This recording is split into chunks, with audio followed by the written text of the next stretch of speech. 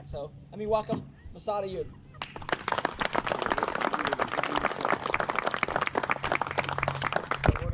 Thank you all for coming. Can you all hear me okay? Yes, sir. Good, because making old people shout is a hate crime. Actually, I just realized when everybody laughed when he said you've been an instructor since the 70s. Yeah, since 1972. Started a little bit early. My dad started me on guns when I was a little boy. Started carrying in the family jewelry store when I worked there part-time at the age of 12. Brief digression. Could it possibly be legal for a 12-year-old kid to carry a loaded Colt 45 auto in a place of business open to the public? Yeah, should. Hell yeah. State of New Hampshire, who knows what the state motto is? Live free or die. Who knows where those license plates with that motto are made? State penitentiary with a certain delicious irony. But basically up there then and now, the law said you only needed a permit to carry loaded and concealed in public. And since then, New Hampshire, of course, has also become a permitless carry state in recent years. Now, a place of business open to the public would normally be off limits to a 12-year-old kid. If, however, you are working there, your dad owns the place, gave you the gun, and as a condition of your employment required you to carry it, would you now be legal? Yes. Damn straight. And the lesson I learned from that, I call now Ayoob's Law number 9. Never break the law, know the law better than the other SOB, and you'll probably never feel a need to. I was an armed citizen before I started 4.5 decades in the criminal justice system, and I have been since I retired, and God willing, till they put me in the ground, or in my case, sprinkle my ashes on the range. I know. But basically, I don't come to places like this, or really any venue, to talk about gun rights. I don't believe in gun rights. Guns are objects. Objects don't have rights. If I can share a lesson with any of you here, it is this. Every one of us is here for civil rights. Every one of us is here about human rights. The great authority in the English common law, Lord Blackstone, said that self-defense was the highest of all human rights. If you came here as a gun rights activist, know today you're leaving as a human rights activist, and make that clear to anybody who ever listens to you when you discuss this topic. We've been under attack recently more than ever. One of the most lucid memes that I've seen come out of the gun owner civil rights movement has been, wait a minute, if we're not supposed to blame all Muslims for 9/11, how come it's okay for you to blame all gun owners for the atrocity at Sandy Hook? And there is absolute truth in that. If the next suicide bomber that yelled Allahu Akbar before he killed the innocent triggered any of us to say, put away the Muslims, ban Islam, every one of us would say, you goddamn fools, that's not what the United States of America is about. And yet whenever we have an atrocity like we had yesterday in Aurora, Illinois, the atrocities at Sandy Hook, the atrocity at Tulsa, what are they saying? Blame the NRA. How many have driven up to Jacksonville and seen that damn billboard that says the NRA is a terrorist organization? Mother of God. It's like we're the only people left that it's politically correct to demonize. We have been othered. How do we fight that? We don't just sit here and say, it's my right, it's my right. There's 10% heart on the other side that are never going to change their position and will never change their minds, just like none of them will change the 10% of us that are here on our minds, on our side of the issue. We're looking for the 80% in the middle. You can see what an old fart I am. The kid was right when he introduced me. I've lived long enough to see in California and Massachusetts when it came to a state referendum whether people who lived there would be allowed to own handguns. Why did our side win both sides? It wasn't because we outshouted the other side. It was because the 80% of ordinary people in the middle listened to both sides of the argument and wanted to preserve their right and their children's right to make the choice, even if they had not yet made that choice themselves. And that's the 80% all of us have to play to. We're not going to do it waving flags. We're not going to do it waving guns. What I found in courtrooms trying to explain to juries of 12 people expressly selected by the other side for their lack of knowledge of law enforcement, their lack of knowledge of self-defense, their lack of knowledge of guns. If you can show them an analogy to something else in life that they are doing themselves and make them realize it's exactly the same as what we're doing, simply on a different level, the light bulb comes on when they come to your side. Okay, case in point, the whole gun thing. I was from the beginning a firearms instructor during my time in law enforcement, 43 years carrying a badge. When I retired in June of 2017, my department was probably officer for officer one of the best armed anywhere in the country. Every single patrol officer was carrying the department issued Smith & Wesson 45, and they had other options if we approved them. We issued 3 handguns per officer. We issued the Smith & Wesson 45 for uniform duty wear. We issued a Ruger SB 101 snub nose 357 with hideout holster for backup when we were working, and an option for off duty. And we issued toward the end, the M&P Shield 45 as an off-duty gun, and what we called up there a court gun. When you're on an administrative detail, like you're in court or you're working in the office or something, you don't want to wear 20 pounds of Sam Brown belt and gear. The regular Garrison belt with a pair of cuffs, a spare mag, and a compact 45 pistol. Every patrol car had a Mini 14 and a 14-inch scattergun Technologies Remington 870. We did not have a budget for weapons. Our weapons were purchased under safety rescue equipment. Now think about that. Is there anybody here who doesn't have a fire extinguisher in their home? Our defensive firearm that the rest of the world tries to demonize is a direct analog to that home fire extinguisher. Each of them is a symbol of a public safety profession. Neither of them makes you that professional by simply possessing the object. But each of them is an emergency safety rescue tool that allows the ordinary citizen, the real first responder, to hold the line against death until the professionals can get there with the heavy equipment to deal with it. Does that make sense? Yes. Is it going to make sense to the average public that votes when if they're ever able to put it into a referendum for you here in Florida, or whatever state you may have come here from as a refugee? By the way, Florida does accept refugees. Okay. Now, let's go back in time. For the third time here, I invoke my olditude. I turned 70 last year. Go back to the year of my birth, 1948. My parents had gone to the family doctor then and said, "Doctor, show us how to do closed chest cardiac massage," which is what they called CPR at the time. Doctors would have looked at them like they were nuts. Said, "You want to learn that? Go to medical school. That's what we do." And today, a lifetime later, you're considered socially derelict if you don't know CPR and basic hemorrhage control. It's a simple extension of that. I can remember when I was a little boy, we had the fire extinguishers we had at home at the time. Any old farts in here old enough to remember a big brass tube about this high with the hose on the side? You had to bring it down to your local fire station once a year to get it recharged.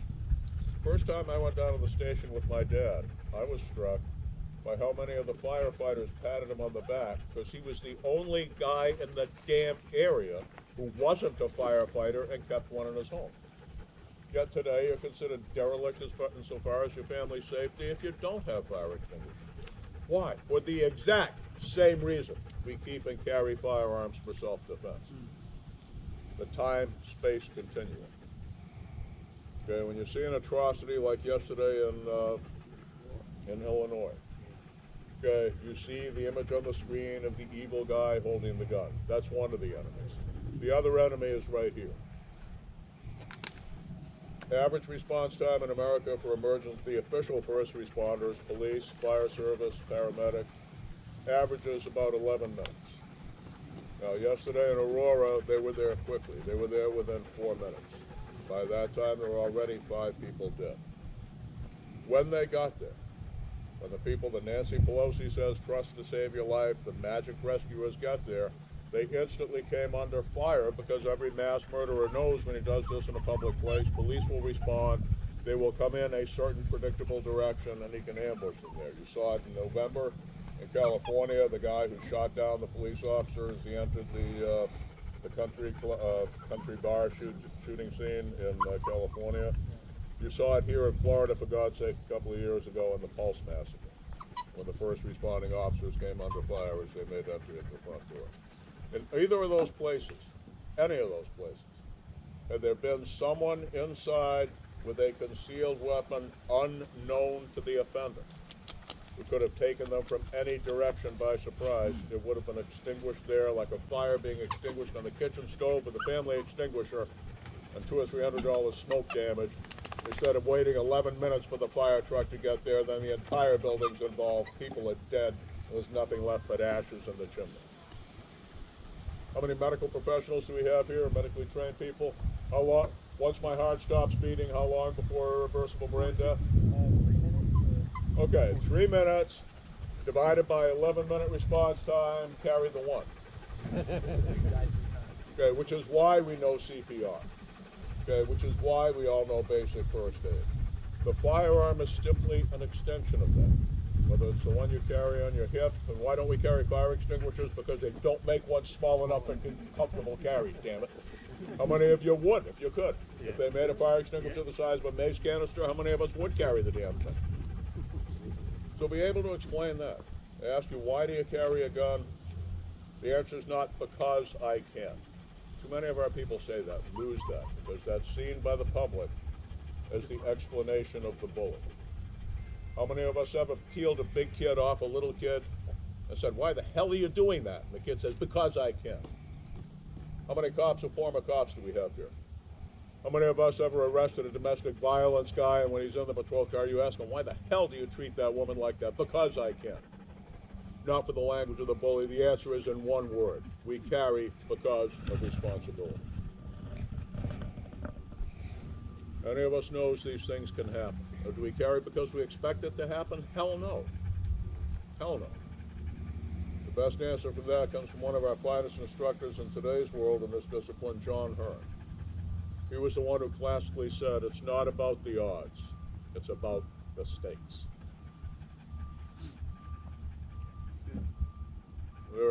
We have become demonized to the point of literally of caricature. Now, it's been decades since you've ever seen a newspaper depict a black man as, something out of a Jim Crow cartoon, depict a Jewish person with the old Shylock image with the snaggly teeth and the big nose and stuff. And hell, even we Arabs were the last ones who got that, okay? And even that's done. But how do they depict the gun owner? Cowboy, Cro-Magnon with a superorbital arch on the forehead, and missing teeth and all that crap. Because we are not the cool kids. The people who've decided they're the cool kids, and only the people who can afford bodyguards should have protection, have made us the outcasts. So we need to turn that around. We need to remind them of our demographic. Now, one thing that always ticked me off as a concealed carrier, New York State, for example, right after the Sandy Hook atrocity, those of you who've ever lived in New York State know you don't need just a permit just to carry a handgun. You need a permit there to own one. One of the local newspapers got a hold of the permit list, published it with the addresses, and naturally, of course, there's a spate of burglary. Hell, we had dealt with that in New Hampshire, where I'm from, 40 years ago. In the 60s and 70s, we had two newspapers, the Concord Monitor in the capital city where I live, and Foster's Daily Democrat newspaper in Portsmouth, New Hampshire. Again, brief digression. Any of you have a New Hampshire concealed carry permit, you got it as a non-resident from state police. If you live there, the issuing authority is the city police in the community where you live, or the sheriff in the unincorporated county if you live rural. These papers would get those lists with the names and addresses and publish them.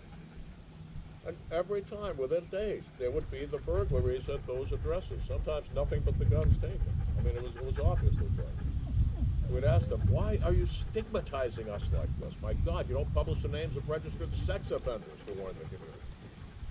And we always get the same snooty ass answer. We feel the public has a right to know who walks among them. Power. Yeah.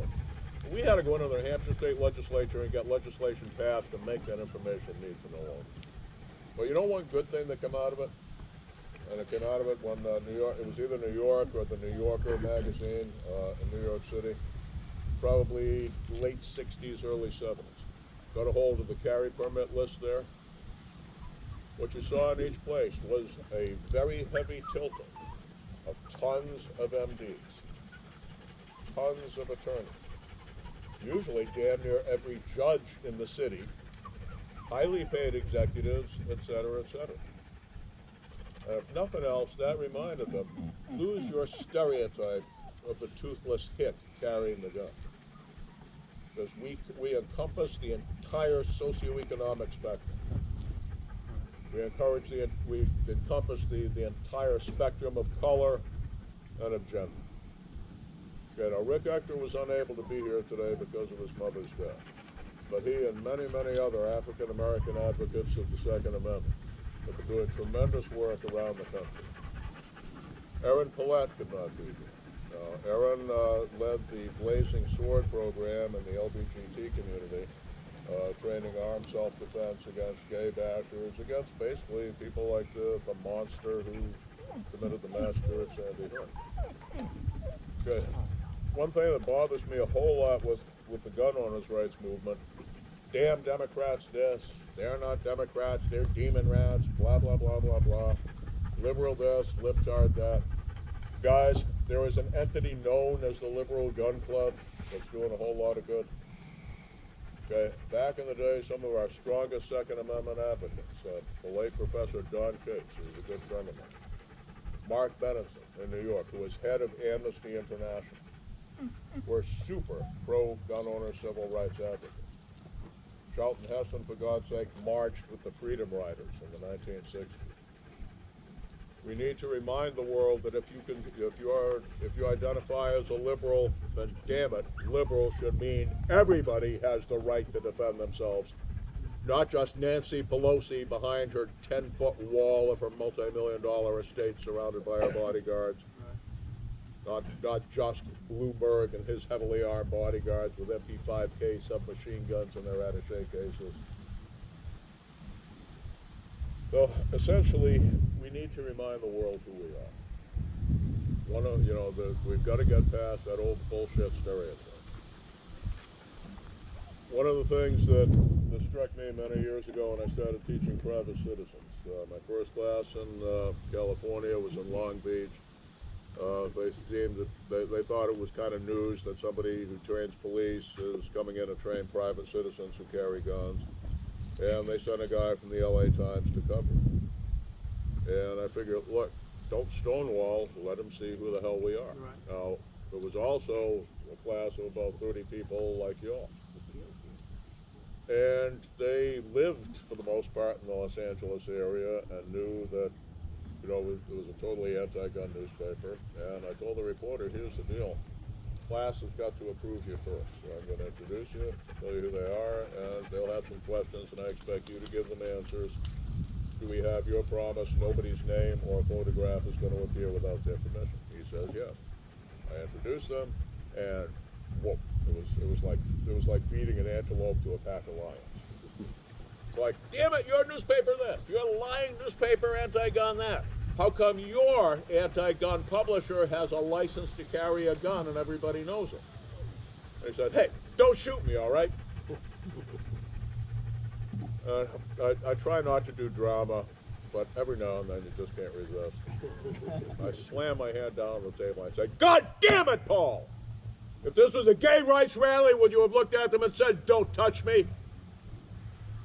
They're in exactly the same boat. Exactly like the gay communities, the gun owners are a closeted minority, feared and hated by the people that don't begin to understand them. He stopped, he looked at me, I saw him doing this thing, and he looked at the students and said, I'm sorry. If you go back and look in the archive, that story took up most of the Sunday View section of the Los Angeles Times, and the most negative thing he had to say was that the classroom was full. We need to show them who we are, that we are not the stereotype. If we just talk among ourselves and just preach to the choir, that word is never going to get out. Well, do you do it overnight? No. 1999, the first of the major school shootings, Columbine. Found myself on, is it Good Morning America or Today Show with Matt Lauer? Which one's Matt Lauer? Today. Okay, Today. I was on that one. And basically they had seen the editorial I did in the op-ed page of the Wall Street Journal about, look, they've been dealing with this since the mid-1970s in Israel. Who remembers mid-70s, the massacre at Meilat? And they realized we don't have the manpower to put armed guards at every school. And they came up with the program of training volunteer faculty members, family members of the students who volunteered, all of whom were trained by Masssad Ayoob, the Israeli Civil Guard. You don't really have a parallel to that in this country. And as soon as that was publicized, the assaults on the schools virtually ended. Every few years there would be one attempt. Within a minute, the son of a bitch would be shot down by somebody on school grounds, and none of them, when they wanted to go and get their 72 virgins, and personally, I hope people who do this, I hope they get 72 virgins, and I hope every one of those virgins is a 600-pound, sex-starved boar hog, but I digress. And every damn one of them, within a minute, was down on his back with a bullet in his head. Now they faced, when they raised that in the mid-1970s, realizing it was the only way to get interdiction there in time, to have it there already, right there on the ground, the whole first responder concept. The politically correct raised the same argument in Israel. And to her everlasting honor, the Prime Minister, Golda Meir, answered them. And she said, "We will not make politics on the backs of our children." That was 1999. It took until this past year for the Blue Ribbon Commission here in the state of Florida to finally come out and recommend armed faculty that would have prevented the atrocity that occurred in Park. We're winning, and if you look back over those years, we're winning in many, many more areas.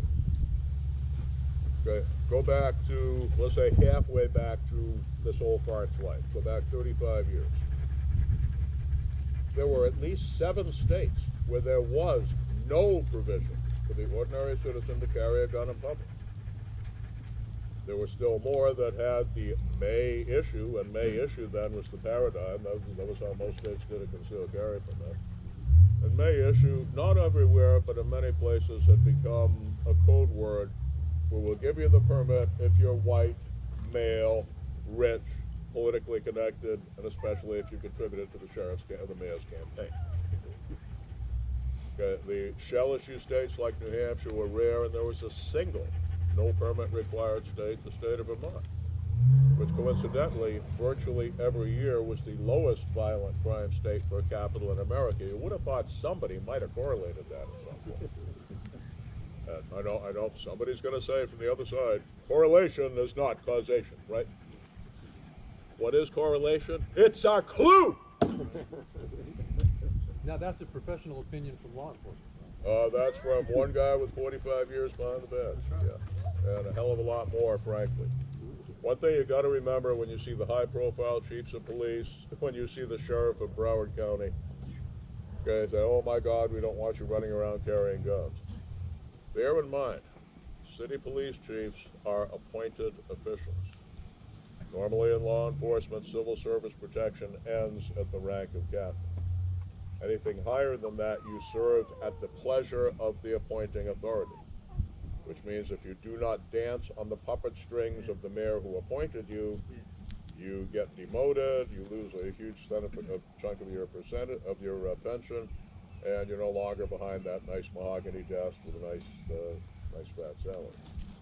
And generally, if you hadn't made it clear to the appointing authority before that you would dance on those puppet strings, they'll never be attached, and you'll be a captain when you retire. So just bear that in mind. The great majority of, I've spent my life with cops. The great majority of cops are with you guys on this. Okay, nobody cheers louder when they get there and find a dead rapist instead of a sobbing rape victim. Nobody cheers louder than the cops. They just can't do it publicly. Capiche? Okay, I've done for 30-some years now, I've done a series for American Handgunner magazine called Ayoob Files, where we focus on, we interview the survivor of a shooting and all that. My single favorite, and the one that the American Handgunner staff voted their favorite, came from right here in Florida, Helen Weathers. Helen was an electrologist in Miami. New Year's Eve, she is leaving her office, and she gets mugged by a guy who puts a Titan 25 auto to her head, grabs her by the arm, and starts dragging her into the bushes. Well, every time he's looking around like this for witnesses, every time he takes his eyes off her, Helen moves. She gets this hand, the free hand, into her shoulder bag. Second time the eyes are off her, he gets a good grip. Third time, Helen goes for it. And Helen is not carrying a Beretta 25. She is not carrying a Ladysmith. She is carrying a gun she inherited from her father, a 6.5-inch barrel Smith & Wesson Model 29, loaded with 240 grain 44 Magnum, and shoots him twice, and solves the problem rather decisively. And what I could not put in the article, the City of Miami cops and Metro-Dade cops that I knew, when it came over the radio, this location, see the woman, suspect allegedly down, shot twice with 44 Magnum. Car-to-car channels just light up. 44 Magnum, oh fucking right. Forgive my language, but I hope you understand why that didn't make it into the magazine. So bottom line is, the real cops, the street cops, are on you guys and gals' side. In the end, let me close with this. It's about keeping people safe, keeping our loved ones safe. The many acts we've seen of the Good Samaritans protecting others when they had the power to do it and everyone else stood by because they were literally helpless. In the end, it's about, for you, with protecting yourself, it's about coming home to your family. Now, most of you, I think, have read something about tactics and the psychology of violence. Some of the physio-psychological altered perceptions that occur to people in this type of crisis. Tachypsychia, the sense of things going in a slow motion. How many have experienced that in a car crash or some violent episode? Auditory exclusion, people who don't hear the sound of the gunfire.